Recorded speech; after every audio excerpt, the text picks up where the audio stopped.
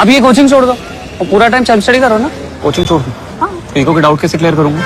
Eco जो मेरा already weak है, 2013 में जीएस पेपर 3 में 70 मार्क्स का आया था। सिर्फ ये इको। करंट अफेयर्स, हर रोज की न्यूज करंट अफेयर्स बन जाती है। टीचर्स काम का मटेरियल फिल्टर करके एक्स्ट्रा मैथ बचाते हैं सुंदर। अब तो हिस्ट्री जैसा स्टैटिक पोर्शन भी एनालिटिकल और डायनेमिक अप्रोच से पूछा जाता है। देखा तूने, है ना? Exactly as what the video suggests, that's the exact role of a teacher. Sir जैसे मैं ऐड करना चाहूंगा, जैसे हमारे हिंदू स्क्रिप्चर्स में भी दिया गया कि बोला गया है कि गुरु बिना गति नहीं होती, ठीक है। तो गुरु का काम क्या होता है? आपको सही राह दिखाना, ठीक है, क्योंकि दुनिया में भरी पड़ी है इन्फॉर्मेशन, है ना। आपको पिन प्रिसाइज हिट करना है, इसीलिए हम क्या करते हैं, क्रक्स निकालते हैं। दिन के हजारों करंट अफेयर बनते हैं, ठीक है। तो वो हमारा काम है, वो हमारा काम है कि आपको कौन सी चीजें रेलेवेंट है। Exactly. अब इसकी बात करें, जो आपका सीएपीएफ का पेपर आया था, हमने क्या किया, बहुत ही सिंपल सा मैं आपको बताता हूँ। मेरा एक सिंपल सा नोट था 16 पेज का रिलेटेड टू डिफेंस बजट। 16 में से 16 पेज कितने हैं? कुछ भी ज्यादा नहीं, और वो भी काफी ज्यादा स्पेसिंग के साथ, जहाँ पे मैं एक्सप्लेन करता हूँ। 4 क्वेश्चन वर्ड टू वर्ड आ गए। अब हमारा ऑब्जेक्टिव ये नहीं है कि हमने हर चीज पढ़ना है, हमें स्मार्टली पढ़ना है और हर तरीके से। यूपीएससी के पेपर में आप हर चीज तो पॉसिबली आप कर नहीं पाओगे। 100% nobody can score, but yes, there's a guarantee you can score very well, which we consider at 60 to 70%, provided your approach is correct. And what we do is shorten that thing for you. आपके लिए वो चीज छोटा कर देते हैं। Economics की बात करें, as it suggests, sir, economics is something which has now increased very much. A lot of people have questions related to economics. What is the term? जब तक आप बेसिक नहीं सीखोगे इकोनॉमिक्स के, तब तक प्रॉब्लम रहेगा। सर मैं एक और चीज ऐड करना चाहूंगा, जैसे अब ना थोड़ा ज्यादा घुस रहे हैं वो, जैसे आपका इकोनॉमिक टर्म में इलास्टिसिटी, इनकम इलास्टिसिटी। तो सर अगर आपको डीपली नॉलेज नहीं होगा, अगर आप रियल लाइफ में अप्लाई नहीं कर सकोगे, तो कैसे आप उस वहां पे क्वेश्चन हल करोगे, ठीक है। जैसे इंफीरियर गुड्स या फिर लग्जरी गुड्स, इसके बारे में जैसे इस बार क्वेश्चन आया था, करेक्ट। तो वो बहुत ही टेक्निकल क्वेश्चन था, जैसे 0 to 1 इलास्टिसिटी होगी या उससे कम होगी। तो वो हमारा काम है, हम आपको अच्छे से मतलब आपको इंटरनलाइज करवा देंगे चीजें। And similarly, in this video, what we're going to do is we're going to discuss what all sections came from a current affairs, what all sections came from the economics. अब economics की बात करो, कई चीजों पे उन्होंने books दे दिया, which I consider majority it would very difficult to understand. एक तो understanding का है, अब understanding के साथ UPSC क्या देता है, as the thing suggests, static portion की जगह understanding portion भी देना start कर दिया, which is more. But yes, static portion कम है, थोड़ा सा आता है, it is but obvious आप हर चीज तो attempt नहीं करोगे, but to make your understanding simple, that's what we'll be doing in this. और सर जैसे अगर आपको, हम तो भाई एक ही चीज बोलते हैं कि जैसे अगर आपको कट ऑफ क्लियर करनी है तो स्टैटिक इज अ मस्ट, ठीक है। अपना स्टैटिक स्ट्रॉन्ग कर लो। बट अगर आपको अच्छी सर्विस में जाना है, अगर टॉप की सर्विस देखें सीआईपीएफ में, तो सीआईएसएफ टॉप मोस्ट पे है, उसके लिए हायर आपको हायर नंबर चाहिए। यस, तो उसमें आपका अगर करंट अफेयर ही हेल्प करेगा, ठीक है। बजट जैसे जो भी करंट का है ना, स्टैटिक के साथ इंटरकनेक्ट करना, उसको बैकवर्ड एंड फॉरवर्ड लिंकेज करना, और आपकी स्कीम्स वगैरह, ये भी अब स्कीम सारी नहीं पढ़नी थी। देखो, जल जीवन मिशन बजट में बात किया गया है, आपका एग्रीकल्चर में स्कीम बजट में बात किया गया है, तो काफी स्कीम तो बजट में ही ऑलरेडी बात किया गया था। और सर मेरे को देख के हैरानी हो रही है, जैसे आपने वो 16 पेजेस का वो समरी करवाई थी बजट की, सर उसमें से 4 क्वेश्चन बन गए। जैसे उसमें डायरेक्ट ही हिट था कि डेवलपमेंट इंजन, जैसे एग्रीकल्चर है ना, उसमें टेक्सटाइल नहीं था। करेक्ट। तो दैट्स द थिंग, बहुत ही वो सेकेंडली एग्रीकल्चर में आपने देखा जल जीवन मिशन आया, उससे पहले आपने देखा 4.4% फिजिकल डेफिसिट की बात की आई। उससे ज्यादा एक और जो मैंने ग्राफ बना दिया था रिलेटेड टू डिफेंस, ज्यादा एक्सपेंडिचर किस पे हो रहा है, डिफेंस पे। तो आपका ऐसा नहीं है 5 क्वेश्चन, देखो 16 पेज कितना मुश्किल है, इट्स नॉट डिफिकल्ट, बट आपको हर चीज अच्छी तरह से पढ़ना है, हर चीज अच्छी तरह से एनालाइज करना है।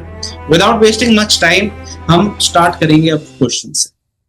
विदाउट वेस्टिंग मच टाइम हम स्टार्ट करते हैं। क्वेश्चन नंबर, जैसे आप देखो इस बार का सीएपीएफ का क्वेश्चन नंबर 15, ये हम करवा रहे हैं आपको सीरीज ए, और उसका क्वेश्चन नंबर 15। तो क्वेश्चन नंबर 15 में क्या बोला गया था आपका, collaboration for intelligence age was the theme of a meeting convened in 2025 under the aegis of. अब इसका आंसर क्या होना था, वर्ल्ड इकोनॉमिक फोरम, ठीक है। ये डिस्कस करता है, ठीक है। एंड G7 एंड G20, देखो हमारे नोट्स में से ये पूरा एक्सप्लेन्ड है, एस्टैब्लिश कब हुआ था, क्या ऑब्जेक्टिव्स है ना। जैसे इसकी थीम थी वसुधैव कुटुंबकम 2023 की। सो गेटिंग माय पॉइंट, तो ये था हमारा क्या अप्रोच रहता था कि जैसे हम कोई ऑर्गेनाइजेशन करवा रहे हैं तो उसमें हम पहले अपना स्टार्टिंग करवाएंगे, उसके बीच में उसका ऑब्जेक्टिव होगा, और अब जो करंट में कंटेम्प्रेरी टाइम में क्या चल रहा है उस ऑर्गेनाइजेशन का, वो हम करवाते हैं। तो इसीलिए हमारे नोट्स जो है वो काफी सिंप्लीफाइड और बहुत ही कॉम्प्रिहेंसिव होते हैं, ठीक है। सो क्वेश्चन नंबर आप देखो 14। 14 में क्या था आपका, जैसे इसने पूछ लिया था, जैसे सर ने बात की कि ऑथर और बुक्स, है ना, काफी डिफिकल्ट था ये इस बार का। तो इसमें क्या होना था, जॉन एम कीनीज, उसने क्या बोला था, general theory of employment and interest and money. So ये इसके बारे में बात कर रहे थे। अब अमर्त्य सेन हमारे इंडियन थे, है ना, इन्होंने क्या दिया था, ह्यूमन डेवलपमेंट इंडेक्स के बारे में बात करी। तो उसमें क्या था, collective choice and social welfare, उसके बारे में बात करी थी। Getting my point. सो ये इजीली आपका एलिमिनेट, अगर ये दोनों भी पता होते आपको तो आप अच्छे से एलिमिनेट कर सकते हैं। उसका इसका आंसर है ऑप्शन बी, है ना। और यहाँ पे देखो, ये हमारे नोट्स में सा हमारे पास एक ही था ये, जैसे मैक्रो इकोनॉमिक, है ना। तो इसमें जॉन मेनार्ड कीन्स ने क्या, कौन सी बुक दी थी, general theory of employment interest and money in 1936 में। Next question, question number 17। Which among the following items of expenditure received the highest allocation in Union Budget 2025-2026? तो देखो ये सर ने ये अभी सर ने बताया था ना कि 16 पेजेस में से आपके 4 क्वेश्चन बने, तो उसी का पार्ट था ये वाला, और डायरेक्ट हिट किया था सर ने। जैसे डिफेंस फर्स्ट नंबर पे, हमारा खर्चा जो गवर्नमेंट करती है उसमें सबसे ज्यादा पोर्शन किस चीज का है, डिफेंस का तो है ना। Getting my point. सेकंड पे रूरल डेवलपमेंट, अगर बाय चांस डिफेंस ना होके इस बार ये आ जाता रूरल डेवलपमेंट, तब भी हमारे पास था, ये नोट्स थे, है ना, तो हम अच्छे से इसको हिट कर सकते थे इस क्वेश्चन को। Next question number 1। National green hydrogen mission was approved by union cabinet government of India in year 2023। अब देखो हमारे नोट्स क्या लिखा है इसमें, यहाँ पे देखो, जनवरी 4 2023 अप्रूवल, है ना, एनजीएचएम को मिला था, तो सही है। नेक्स्ट आपका ministry of environment forest and climate change government has launch the green hydrogen certification scheme. नहीं भाई, ये कौन सी मिनिस्ट्री थी, ministry of new and renewable energy, ये वाली मिनिस्ट्री थी ये। तो ये वाला ऑप्शन गलत है और ये फर्स्ट सही है। इसका आंसर क्या रहेगा, ऑप्शन 1, ठीक है। उसके बाद क्वेश्चन नंबर 2, जैसे देखो, India and Poland have agreed to implement the Indo Indian Poland strategic partnership in term of 5 years action plan, identify the current 5 year action plan. तो अभी कुछ साल पहले, 1 या 2 साल पहले हमने देखा था कि हमारे पीएम जी ने विजिट किया था कौन सी कंट्रीज को, जैसे यूक्रेन हो गया, पोलैंड हो गया, है ना। उस टाइम जब वॉर थी यूक्रेन और रशिया की, तो सर पीएम जी गए थे हमारे, तो वहां पे ये डिसाइड हुआ था आपका, ठीक है, एक्शन प्लान। ये था आपका आंसर 2024-2028 तक। उसके बाद आपका राष्ट्रीय विज्ञान पुरस्कार 2024 under the category of Vigyan Ratna award was given to doctor Anand Ramakrishnan C, ठीक है। तो ये एग्जैक्ट वर्ड टू वर्ड हमारे नोट्स में से था। अब यहाँ पे हमने ढूंढना हो तो कहाँ पे, ये वाले डॉक्टर सी आनंद रामाकृष्णन, ठीक है। इन्होंने किस पे काम किया था, केमिस्ट्री पे, ठीक है, एग्रीकल्चर साइंस पे। सो ये वाला था हमारा। नेक्स्ट हम क्वेश्चन नंबर 7 देखेंगे। इसमें था नेशनल मैन्युफैक्चरिंग मिशन, ठीक है। तो नेशनल मैन्युफैक्चरिंग मिशन में सर ने, मैंने बताया ना आपको 4 क्वेश्चन आए थे 16 पेजेस से, it was a magical thing, ठीक है। एंड इसमें देखो आप, देखो जैसे यहाँ पे दिया होगा आपका, हाँ, manufacturing mission make in India, है ना, ये हमारा डिटेल में एक्सप्लेन था। इसमें क्या बोला गया था, इट कवर्स एमएसएमई, ठीक है, yes which is true. It will support clean tech manufacturing, yes true. And it will facilitate promotion of employment opportunity in labour intensive sectors. ये तीनों के तीनों सही थे, option D is a correct option, ठीक। उसके बाद क्वेश्चन नंबर 11 देखो, which among the following regarding nature of goods and income elasticity are correctly matched.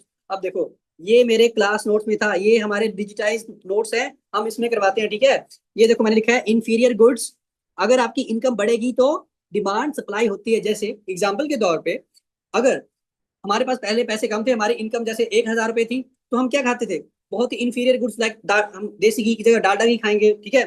Public transport, हम अपनी लग्जरी कार नहीं खरीदेंगे, हम पब्लिक ट्रांसपोर्ट का यूज करेंगे, ठीक है। बट मान लो अगर आप 1,000 रुपये अगर पर डे नहीं कमा रहे हो और आपकी इनकम जैसे 5,000 पर डे हो गई, तो आप क्या करोगे? आप लग्जरी गुड खरीदोगे, है ना। आप अपनी लैम्बो में या अपनी सिडान में जाओगे, है ना। तो क्या क्या होगा उससे? इलास्टिसिटी पे फर्क आएगा, है ना, इलास्टिक। तो इसमें क्या था, जैसे ही आपकी इनकम इंक्रीज हुई तो negative income elasticity of demand, है ना। अब इसमें देखो, इंफीरियर गुड्स, ठीक है, मोर देन जीरो, नहीं भाई, इसमें तो नेगेटिव इलास्टिसिटी बोला था मैंने, तो ऑप्शन 3 इज इनकरेक्ट। अब बचा कौन सा? ये भी गलत, ये भी गलत, ये भी गलत, बचा कौन सा? This one. बहुत इजी था ये क्वेश्चन, ठीक है। इजी इन द सेंस कि अगर हमारे नोट से किसी ने पढ़ा होता तो बहुत अच्छे से कर लेना था, और हमारे बच्चों ने किया भी ये चीज, ठीक है। और मैंने ये बस भी बनाई है, पब्लिक ट्रांसपोर्ट, ठीक है। सो बहुत ही ईजी करके कराते हैं हम रक्स मैनर में, है ना। मैरिज गुड जैसे एक्सप्लेन किया हमने, है ना। मैरिज गुड में जैसे आपकी पॉजिटिव एक्सटर्नलिटीज होती हैं, एजुकेशन में जैसे, है ना। सो ये था। उसके बाद क्वेश्चन नंबर 12 हमने बोला था, जैसे क्वेश्चन था आपका, perfectly elastic demand is associated with competitive firm. Yes, जब कंपटीशन होगा तभी परफेक्टली इलास्टिक डिमांड होगी, ठीक है। वो चीज थी, और मैंने ये करवाया भी था, जैसे परफेक्ट कंपटीशन क्या होता है, इसके सारे आपको पॉइंट्स बुलेटिन पॉइंट्स में दिया गया था। उसके बाद मोनोपोलिस्टिक डिमांड में भी दिया गया था, ठीक है। तो ये चीज इसमें गलत पाई गई, तो ये गलत, और ऑप्शन 1 इज अ करेक्ट, ठीक है, वन एंड ओनली, ठीक है। उसके बाद क्वेश्चन नंबर 19 सॉरी। तो इसमें ये भी क्वेश्चन सर के समरी नोट्स में से था, जो बजट में करवाया था सर ने, है ना। सो इसमें देखो आप, इसमें which one among the following is not identified as of the engines of development in union budget 2025-2026। तो मेरे साथियों, इसमें क्या था, जो नीचे के 3 देख रहे हो आप, ये थे आपके इंजन्स ऑफ डेवलपमेंट्स, ये इसमें नोट्स में दिया गया था। जैसे investment as a third engine of development, ये सर ने देखो एक्सप्लेन किया ना, ये पूरा ही, है ना। ये सारी थी, जैसे agriculture as a first engine of development, वैसे ही आपका एक्सपोर्ट भी था, ठीक है। सो दैट्स द थिंग, जैसे ये MSME is a engine of development, है ना। तो ये सारी थी, उसमें से टेक्सटाइल नहीं था, टेक्सटाइल नहीं था, और इसमें नॉट ही पूछा गया है, तो option A is a correct option, ठीक है। उसके बाद question number 20, which among the following scheme focus on developing modern infrastructure in optimizing supply chain from farm to retail in Indian agriculture sector? अब किसके बारे में बात कर रहा है ये? सप्लाई चेन के बारे में। तो ये जो आपकी स्कीम थी, बेसिकली ये स्कीम ऐसी थी, प्रधानमंत्री कृषि संपदा योजना, उसमें सारा इंक्लूडेड था ये, ठीक है। इसमें आपका सप्लाई चेन मैनेजमेंट का पूरा करना, जैसे आप किसान खेती करता है ना, तो यील्ड होती है आपकी, पेरिशेबल फूड्स होते हैं, जो भी है जल्दी सड़ जाते हैं, है ना। तो हमें चाहिए कि हमारी जो है वो कॉम्प्रिहेंसिव अप्रोच हो, ठीक है, ताकि चीजें सड़े ना, खराब ना हो, जल्दी से जल्दी सप्लाई की जाए और मार्केट में आए, तो ज्यादा आपके डिमांड होगी, है ना। तो उतना ही लॉस हमें हमें कम होगा, और अपना कृषि जो है वो किसान की ग्रोथ होगी। तो ये चीज थी, है ना। देखो हमारे नोट्स में से ये एग्रो प्रोसेसिंग क्लस्टर संपदा, ठीक है, संपदा स्कीम, ये एक्सप्लेन थी, तो ये था सब। उसके बाद क्वेश्चन नंबर 22, इसमें था, इसमें नोट पूछा है। अच्छा, इसमें अगर मैंने डायरेक्ट हिट करना हो तो ये चीज, ये क्वेश्चन जो है वो, ये ऑप्शन जो है वो, इसमें नोट पूछा गया था ना, नोट, तो ये वाला आंसर होना था इसका। G20 वाज फॉर्म्ड इन 2001, गलत है भाई, हमने करवाया ये एस्टैब्लिश इन 1999, तो ये आपका ऑप्शन, ठीक है, ये होगा इसका आंसर, ये सारी सही है, ठीक है। उसके बाद union budget for which of the following year announce the issue of sovereign green bonds to reduce the carbon intensity of the economy. तो ये देखो हमारे नोट्स, इसमें देखो डायरेक्ट है भाई, 2022-2023 इज अ करेक्ट ऑप्शन, है ना। सॉवरेन ग्रीन बॉन्ड के बारे में पूछा गया, और बोला गया था कि कौन से बजट में ये पेश हुआ था, तो 2022 और 2023 के बजट में, ठीक है। तो ये चीज थी, ये हमारी ऐसी अप्रोच रहती है नोट्स में, है ना। आजकल हम जैसे हम ऐसे सीरीज चलाते हैं, ठीक है, डेली करंट अफेयर्स, तो ये हमारा था। उसके बाद क्वेश्चन नंबर 24 देखो आप, इसमें क्या पूछा गया था, इसमें पूछा गया था विच among the following is estimated fiscal deficit as percentage of GDP in budget estimate of 2025-26। ये देखो सर ने ये बकायदा आपका वो भी किया है ना, मार्क भी किया है कि 4.4% ऑफ जीडीपी था ये, ठीक है। सो 4.4 is a correct option. Next आपका ये वाला, ठीक है, ये ऑर्गेनाइजेशन के बारे में पूछा था, है ना, और इसको क्रोनोलॉजी में करना था, सीक्वेंस वाइज की कब कौन सी एस्टेब्लिश हुई थी, कौन सी पुरानी वाली है, उसके बाद न्यू वाली, उसके बाद और न्यू वाली, है ना। तो ये था। और ये देखो हमारे नोट्स, आसियान पूछा है इसमें, हाँ आसियान पूछा है भाई, दिया है हमने, 1967 में आया था। उसके बाद एससीओ पूछा है इसमें, यस एससीओ भी पूछा है ना। ये देखो शंघाई कोऑपरेशन ऑर्गेनाइजेशन, ठीक है, 2001 में था। आप आराम से इसको एलिमिनेट कर सकते हो इस क्वेश्चन को, ठीक है, इन ऑप्शन को आराम से एलिमिनेट कर सकते हो। बचा कौन सा, fourth one, D is a correct option, ठीक। उसके बाद ये देखो एपेक दिया हुआ है हमने, है ना, 1989 में बना था, 21 मेंबर्स जो थे वो इसके मेंबर थे जब ये एस्टेब्लिश हुआ था, ठीक है। नेक्स्ट आप क्वेश्चन नंबर 36। अच्छा, WTO World Trade Organisation was set up as a successor to GATT, ठीक है। तो ये आपको सभी को पता है कि भाई ये सक्सेसर था WTO GATT का, है ना, 1975 से लेके कब तक, 1995-94 तक, है ना। उसके बाद क्या आ गया आपका, WTO आ गया, ठीक है।